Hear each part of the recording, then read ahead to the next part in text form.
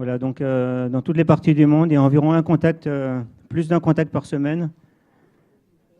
Environ une centaine, on verra une centaine de contacts par an. Ça, c'est aux États-Unis. Donc à chaque fois, c'est un événement et à chaque fois, on fait venir la presse pour. C'est ce que nous demandent les agences spatiales, c'est que ces événements soient vraiment connus du public. Donc il faut faire venir la presse. C'est d'ailleurs un élément de sélection pour participer à un contact ARIS.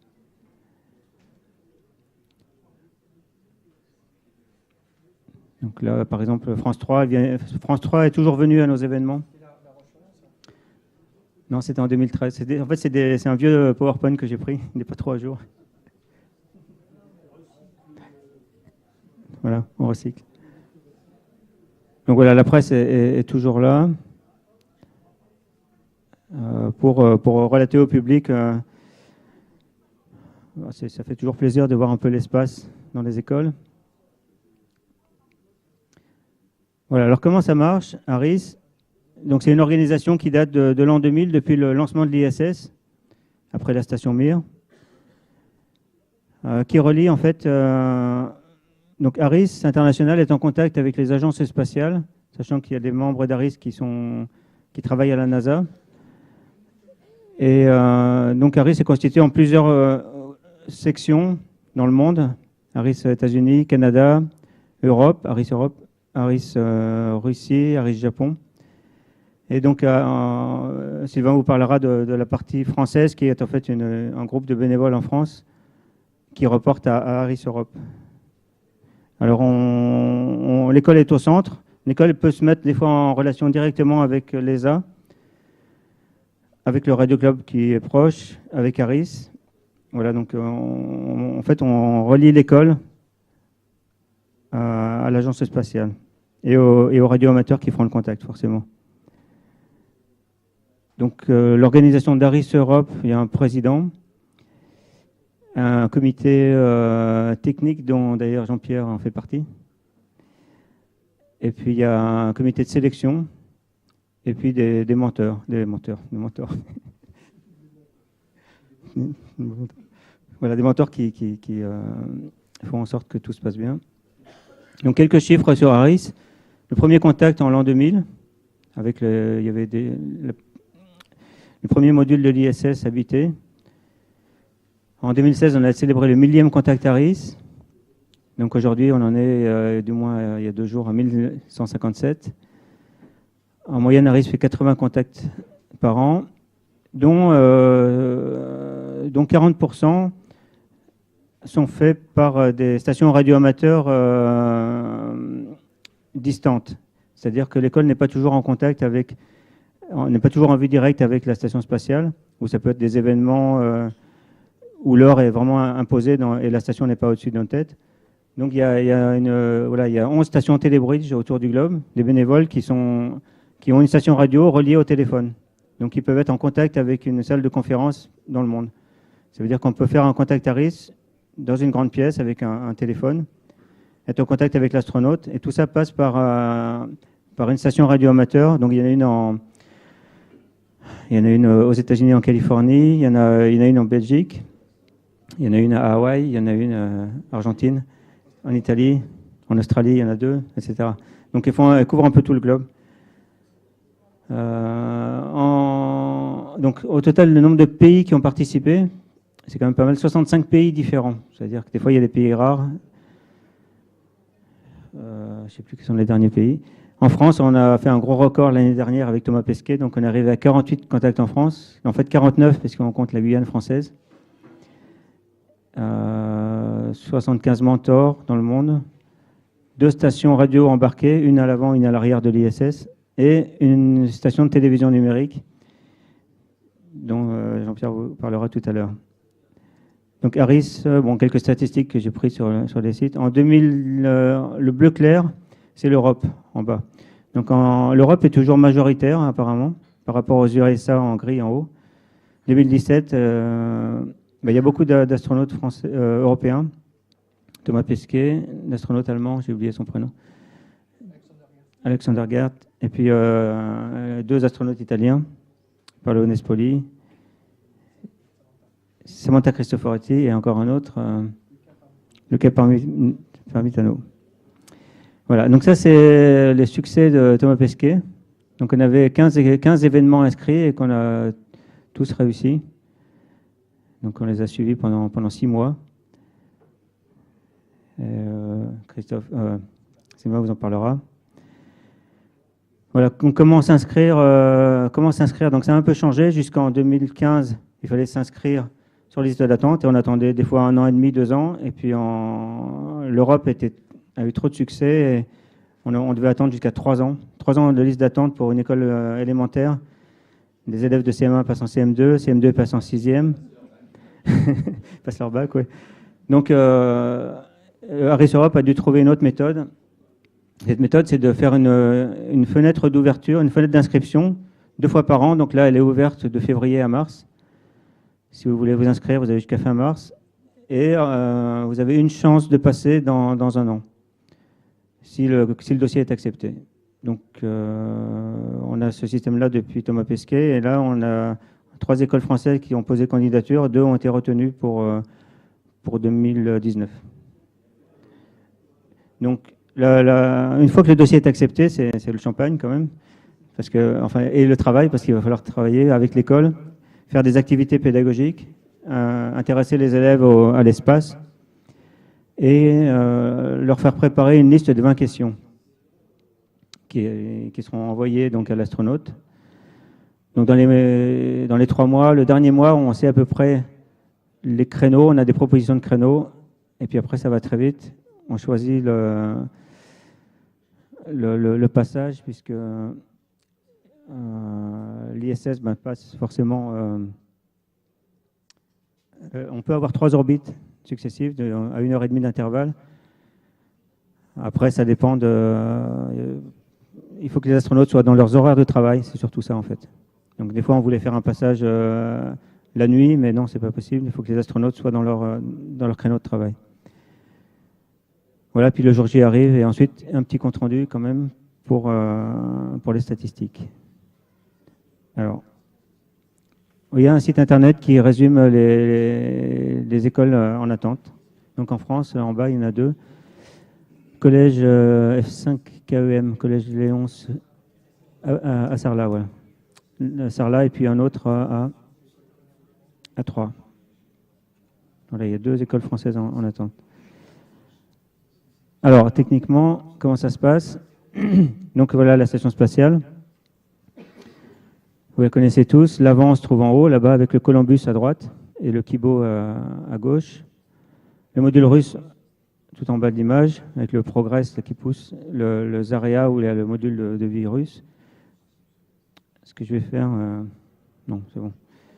Ouais, tiens, le Columbus, tu vois où il est? Voilà, c'est ça. Et le Zarya, c'est le gros blanc, là. Voilà. Donc, il y a 2 émetteurs de radio, un qui se trouve dans le Columbus et un qui se trouve dans le module russe. Et la station de télévision se trouve dans le Columbus. Donc là, c'est les noms des... Voilà, vue de dessous, c'est une image vue de dessous de l'ISS. Donc on voit la nuit de l'espace. Donc c'est à l'envers, dans le Kibo à gauche, Columbus à droite, et le Zvezda, c'est pas le Zarya, c'est le Zvezda qui est le module russe. Voilà, donc dans le module russe, c'est une vieille image. Donc la station radioamateur est sur la cloison. C'est un Kenwood TMD 710.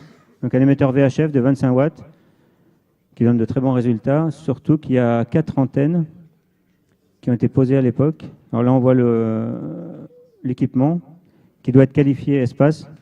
Il y a une alimentation. Voilà, on voit un astronaute en cours de communication. Voilà, et ça, ce sont les 4 antennes qui ont été posées lors d'une sortie dans l'espace. Je ne sais plus en quelle année, 2003, 2004. Et c'est juste des morceaux de cuivre, de flexible. Ce sont des antennes à la fois VHF et UHF, biband, avec des pinces. Donc elles étaient accrochées sur la rambarde tout autour tout en bas là, du Zvezda. Il y a une rampe circulaire et donc les 4 antennes sont sur la rampe. Ce qui veut dire que non seulement on a un émetteur de 25 watts, en FM, mais on a un réseau d'antennes. Donc le résultat est vraiment phénoménal, c'est-à-dire on reçoit toujours très très bien l'ISS si c'est cette station-là qui est utilisée. voilà, ça c'est une vue où on voit au milieu de l'image, on voit le fouet quart d'onde là, qui est inflexible. Et c'est avec ça qu'on communique, avec les astronautes.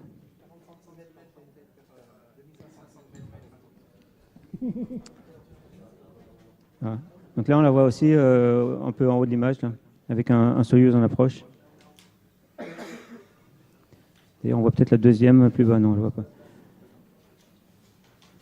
Voilà, et donc là, c'était un entraînement en piscine pour les astronautes pour qu'ils s'entraînent à poser les pinces lors d'une sortie dans l'espace. Là, on voit juste avant la sortie. Voilà, donc vous avez vu ce qu'il y a là-haut. Donc, matériel au sol. Matériel au sol, vous l'avez déjà ici à l'Electrolab. Il vous faut tout ça. Donc, principalement, il faut les antennes directives. Pas lorsque la station se trouve à la verticale, c'est assez facile de la contacter, mais pour un contact ARISS, il faut bénéficier des 10 minutes, enfin on va dire 9 minutes. Et le plus dur, c'est les 2 premières minutes et les 2 dernières. Donc là, il faut vraiment du gain et être bien dirigé vers la station. Donc on demande en général une 2x9 éléments, VHF, motorisé évidemment. Ensuite, il faut un émetteur qui fasse une centaine de watts, envoyer une centaine de watts dans l'antenne. Et surtout, on demande une redondance, c'est-à-dire qu'il faut tout doubler. Il faut tout doubler, les émetteurs, les PC de tracking, éventuellement l'antenne. Alors pour la petite histoire, c'est arrivé que ça ait servi à Toulouse, le contact de Toulouse, ça a sauté en plein milieu. Un fusible a sauté, et donc Sylvain y était, il pourra avoir raconté, qu'ils ont passé sur l'émetteur de secours, donc il y a juste eu 1 minute de perte, et le contact a continué avec Thomas Pesquet. Voilà. Donc là, c'est une station type, vous en avez vu, des antennes. Là, il y a l'UHF à côté pour les essais. Voilà, et l'avenir, en fait, c'est un vieux PowerPoint, mais l'avenir, c'est maintenant le présent. Les images SSTV, on en a. Voilà, donc l'avenir en 2013, c'était la télévision numérique. On rêvait d'avoir des images de l'espace. Voilà, et en 2008, le Columbus est parti avec 2 antennes sur le côté. Des antennes patch, voilà, qu'on voit ici. Sur le côté du Columbus, qu'on voit là en dessous du Columbus, donc à droite, on les voit aussi. Voilà. Et voilà, et Sylvain continuera. Donc, vos contacts, avec Jean-Pierre aussi, qui fait partie de l'équipe. Et je te passe la main.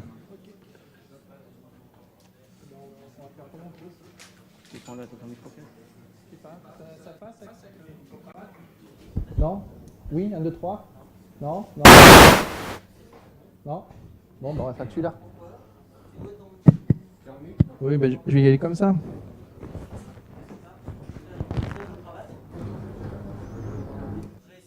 Un, 2, 3, test, test. Ah, il est directif, mais là il est planté.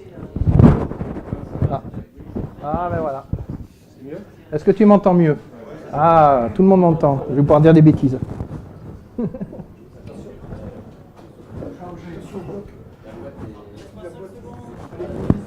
Ah, oh, mais ça capte quand même, il faut juste que je ne bouge pas.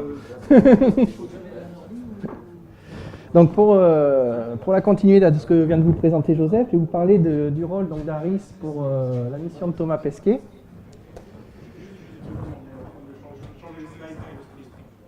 D'accord.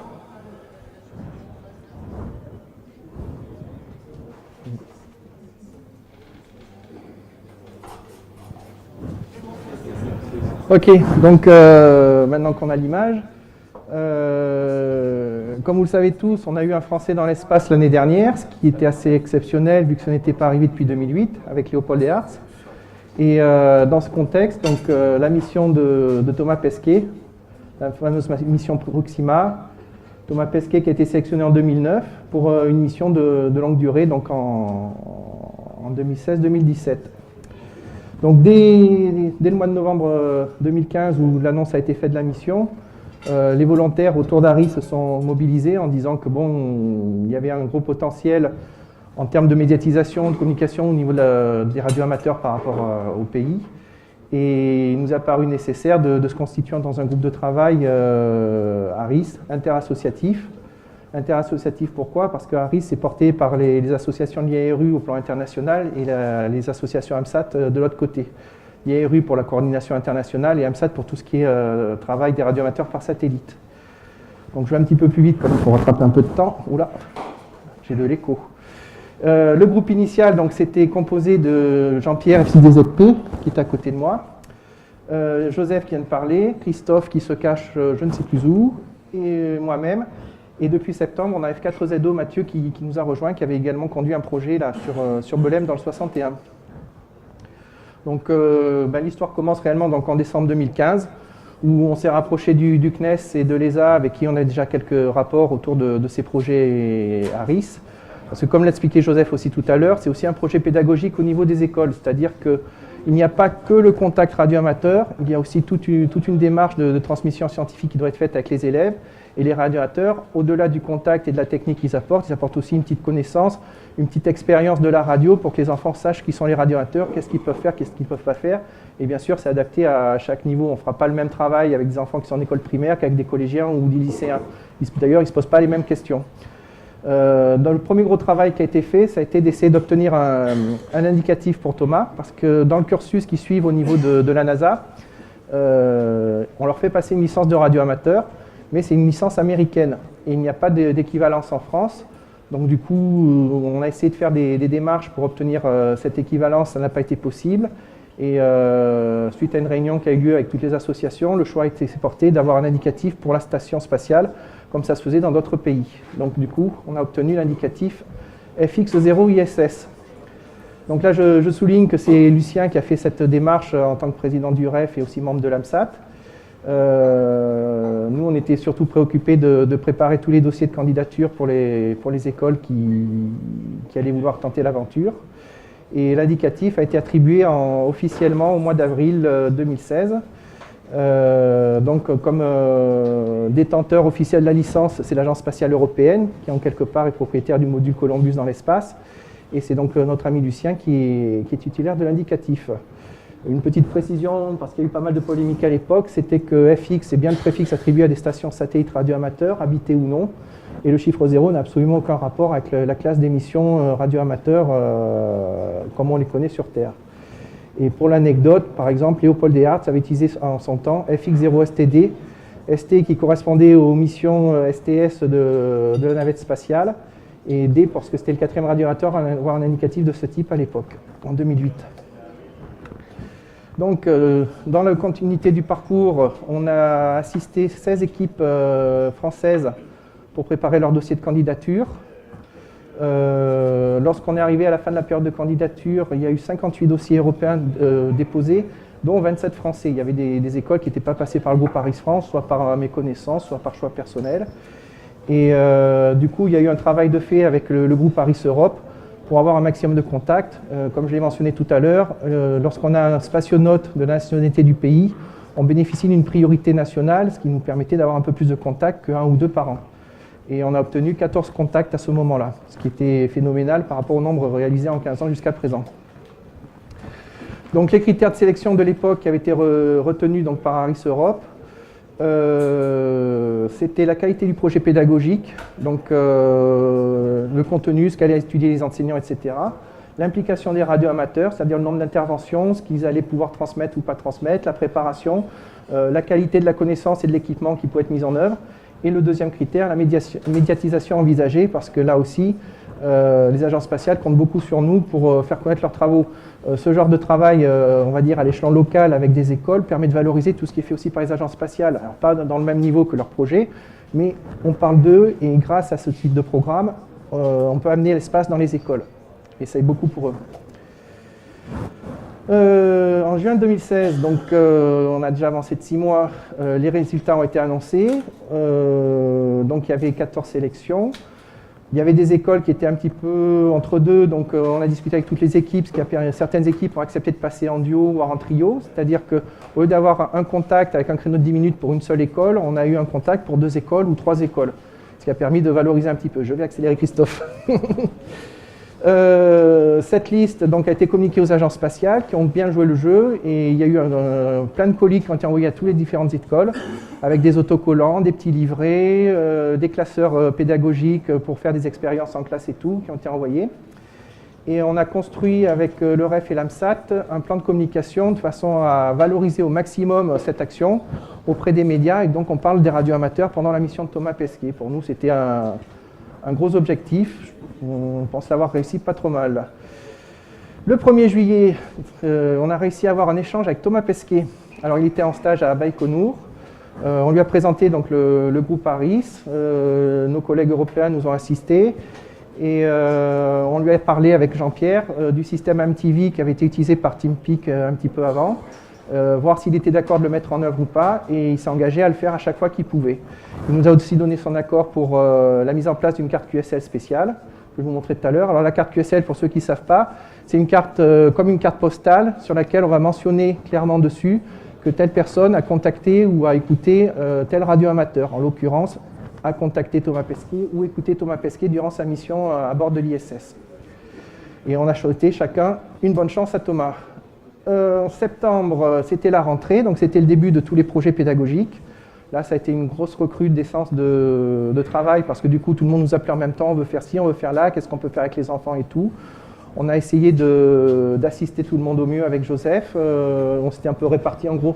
Tout ce qui était sur une limite Nantes-Lyon, c'était plutôt Joseph qui s'en occupait. Tout ce qui était côté sud, c'était plutôt moi. On a eu l'opportunité aussi dans les échanges avec Aris Europe d'obtenir une 15e station, un 15e contact avec Thomas pendant les vacances scolaires à Noël. Ben, on a dit banco. On a trouvé une école primaire qui a joué le jeu parce que les collèges et lycées, c'était plus compliqué de les faire ouvrir pendant les vacances. Donc ça en fait un 15e. On a obtenu du CNES aussi, j'étais avec Lucien au mois de septembre à Toulouse, qu'on ait un espace sur le site du CNES, sur le site officiel de la mission Proxima. Donc là, tous les visiteurs passionnés de près ou de loin de l'aventure de Thomas voyaient que dans les missions pour les enfants, il y avait une activité à risque avec des écoles sélectionnées et au cas par cas, une publication d'articles, telle école a contacté tel Thomas à tel jour, etc., avec des petits comptes rendus. Et le petit summum qu'on a eu, petite surprise vers fin septembre, le CNES nous dit on a Thomas pendant 2 jours, on lui fait enregistrer des vidéos, est-ce que vous voulez quelque chose sur les radioamateurs? Eh bien on a dit oui. Et on a eu cette petite vidéo, si ça marche. Je ne sais pas si vous avez le son.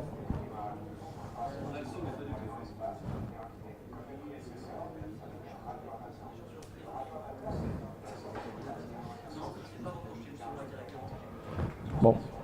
Le PowerPoint sera en ligne. Et la vidéo est sur YouTube. Donc du coup, je vais couper. C'est un petit script qu'on a écrit à l'arrache parce que, voilà.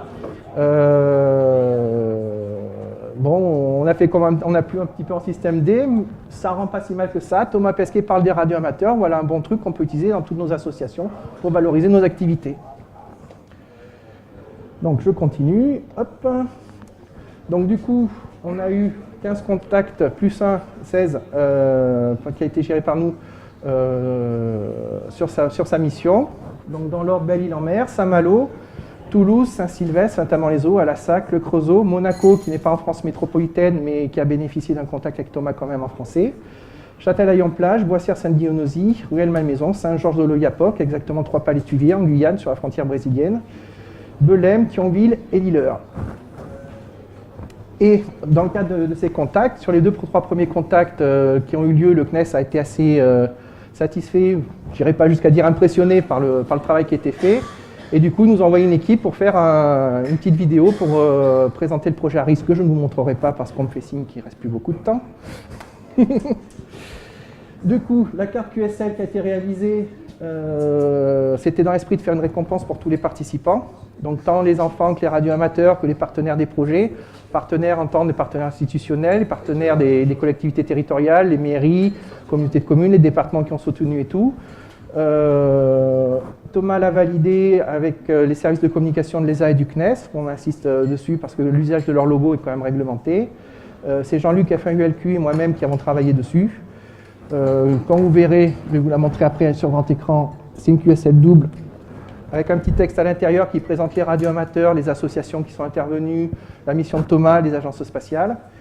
Et à ce jour, toutes les équipes qui m'ont demandé, y compris les écouteurs hors équipe, ont reçu leur carte. Ça représente à peu près 1600 QSL qui ont été envoyés en 3 mois et à peu près 300 reports d'écoute de radio-amateurs et de non-radio-amateurs. Et j'insiste sur les non-radio-amateurs parce que j'ai été surpris d'avoir plus de 50% de reports d'écoute de non-radio-amateurs sur les contacts de Thomas. Et voici la fameuse carte. Voilà. Et qui sera à votre disposition. Oui. J'ai terminé. Merci pour votre écoute.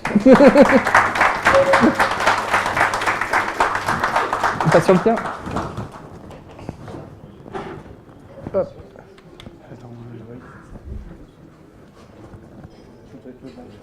Bonjour, ça marche pas? Ça marche? D'accord. Bonjour.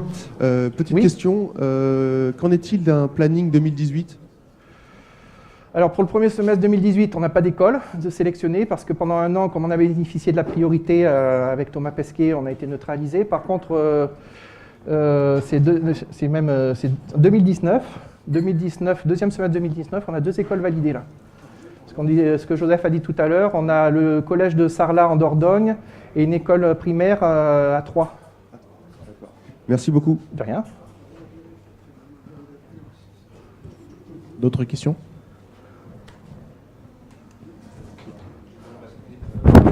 Et le PowerPoint et les vidéos seront remises sur le site internet aussi, il n'y a pas de souci.